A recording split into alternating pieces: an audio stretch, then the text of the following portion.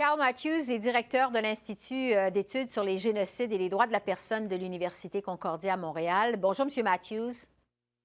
Bonjour. J'aimerais d'abord qu'on parle de ce rapport d'une cinquantaine d'experts internationaux qui conclut à l'existence d'un génocide envers les Ouïghours. Vous êtes vous-même un des signataires de ce document. Sur quels critères vous vous basez pour conclure que la Chine se livre bel et bien à un génocide sur les Ouïghours? Bien, on regarde qu'est-ce qui se passe en Chine, en Xinjiang, depuis 2017. Les gens qui ont écrit ce rapport, ils ont fait des entrevues avec des Ouïghours qui ont été incarcérés dans les prisons, qui ont sorti, ils ont parlé avec les membres de famille pour vraiment comprendre qu'est-ce qui se passe là. C'est sur ces entrevues et avec des informations qui sont rendues publiques, ont fait une analyse qu'est-ce qui se passe aux Ouïghours en Chine, puis avec la Convention sur le génocide. Alors, c'est sur cette analyse qu'ils ont décidé, les experts dans le droit international, que la persécution des Ouïghours est une forme de génocide. Oui, mais on parle de 5 critères exactement pour déterminer si oui ou non il y a présence de génocide. Quels sont ces critères concrètement? Bien, selon la Convention sur la prévention du génocide, il y a certains critères. Tu n'es pas obligé d'avoir tous les critères pour être un génocide, mais ça dit, par exemple, si une groupe sépare les enfants pour donner à un autre groupe, c'est une forme de génocide. S'il y a des actions qui ont pris qui arrêtent la groupe d'avoir des enfants, de nuire sa communauté d'épanouir, c'est une forme de génocide.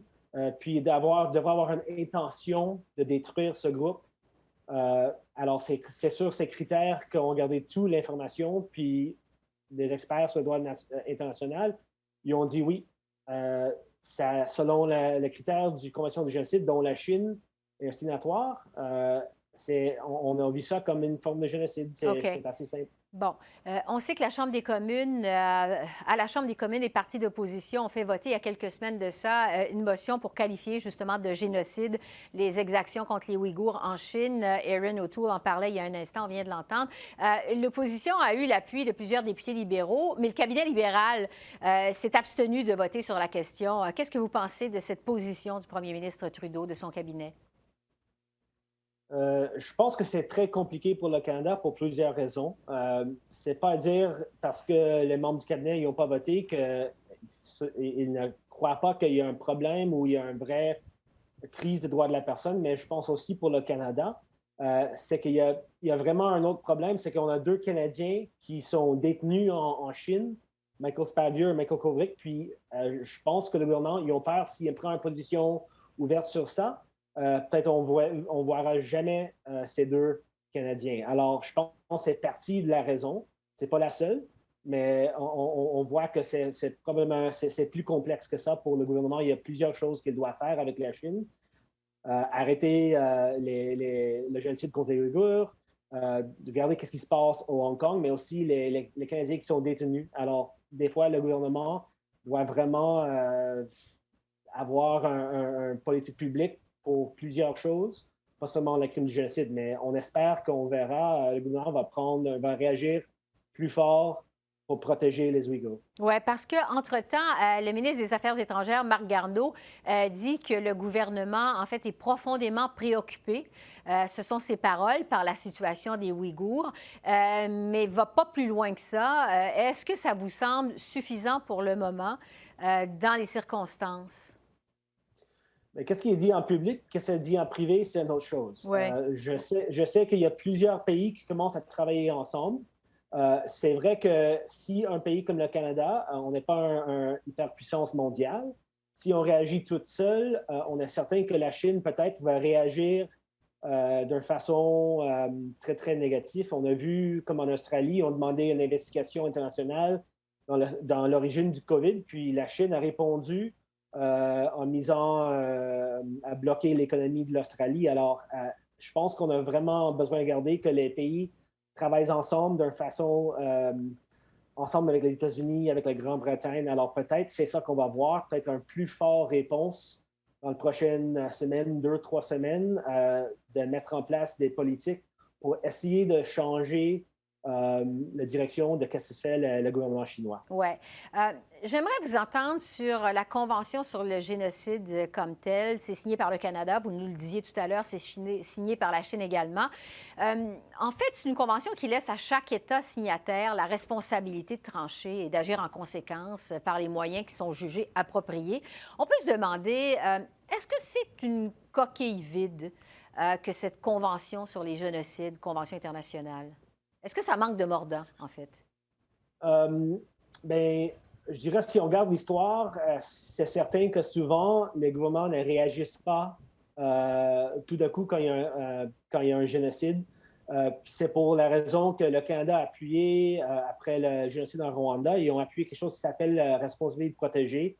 C'est d'essayer d'avoir une réponse plus rapide pour prévenir ou intervenir les génocides.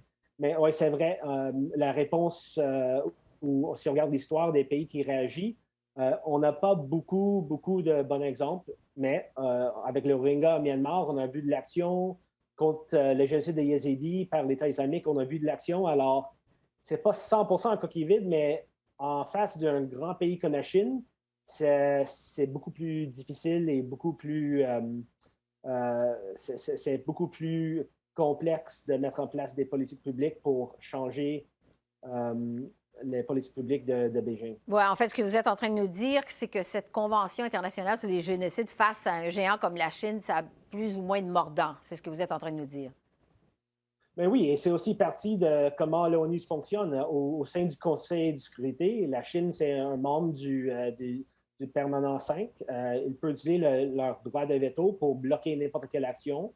Alors, c'est ça. C'est pas comme un génocide comme on a vu au Rwanda ou en Bosnie ou même comme on voit des atrocités de masse en Éthiopie maintenant. C'est plus complexe et les solutions pour essayer de protéger les Rohingyas, c'est pas comme on peut envoyer des troupes, des casques bleus à Chine. Ça ne passera jamais. On doit vraiment réfléchir à des autres points de pression, comme les sanctions économiques, boycotter les Olympiques, sont toutes des autres idées que les gens essaient de mettre en place ou au moins ils sont en train de discuter avec les gouvernements.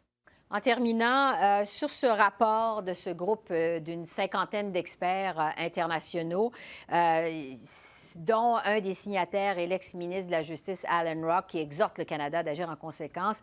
Bon, évidemment, c'est un document parmi d'autres. Là, ce n'est pas le seul rapport d'experts en la matière qu'il y a eu jusqu'à maintenant. Quel est l'impact de ce document-là à prévoir, si impact il y a? Et je pense que l'impact, c'est important que ça vienne de la société civile. Ça ne vient pas d'un autre gouvernement. Et c'est facile pour la Chine d'utiliser la propagande en disant « Ah, regarde ça, les États-Unis nous disent qu'on a commis un génocide, c'est une sorte de colonialisme des États-Unis » ou la critique des membres du Parlement du Canada qui ont fait ça. Ça vient des experts qui sont reconnus autour du monde sur le droit de la personne et le droit international. Alors, ça donne un petit peu ça dit la vérité, faire la vérité envers le monde en disant qu'est-ce qui se passe là. C'est vraiment, ce sont des gens qui parlent pas d'une façon politique, mais d'une façon sur la réalité. Et on verra évidemment les suites à ça. Carl Matthews, merci beaucoup pour ces précisions. Merci. Merci beaucoup. Au revoir.